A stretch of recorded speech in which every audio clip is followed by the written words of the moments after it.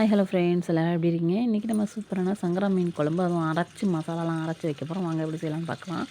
அதுக்கு பச்சை மிளகா 2, பெரிய சைஸ் வெங்காயம் 1, தக்காளி 3, 10 பல் பூண்டு சேர்த்துருக்கேன். இதெல்லாம் நம்ம ஒரு ஆஃப் குக் அளவுக்கு வதக்கிட்டு, இது கூட நம்ம இடித்த மசாலானா இடித்து மசாலா வச்சுருக்கேன். அதை 4 ஸ்பூன் சேர்த்துக்க போகிறோம். நீங்கள் குழம்பு மிளகாய் தூள் இருந்தால் 4 ஸ்பூன் சேர்த்துக்குங்க. கருவேப்பிலை சேர்த்து லைட்டாக வதக்கிட்டு நல்லா ஆற வச்சுங்க. இது ஆறட்டும்.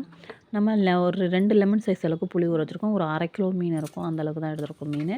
இப்போ தாளிப்புக்கு வந்து நம்ம நல்லெண்ணெய் 4 ஸ்பூன் விட்டுட்டு சோம்பு, வெந்தயம் கொஞ்சம் சேர்த்துட்டு ஒரு வெங்காயத்தை பொடியை கட் பண்ணி சேர்த்து கண்ணாடி பதம் வந்தோன்னா கருவேப்பிலை சேர்த்து இப்போ நம்ம அரைச்சி வச்சுருக்க மசாலாவை சேர்த்துக்கலாம். இது ஏற்கனவே ஆஃப் குக் தான் பண்ணியிருக்கோம், அதனால் இன்னும் கொஞ்சம் நேரம் குக் ஆகட்டும். எண்ணெய் நல்லா பிரிஞ்சு வந்துச்சு பாருங்கள். இப்போ புளியை நல்லா கரைச்சி அந்த மசாலா கலவையோடு சேர்த்துக்கலாம்.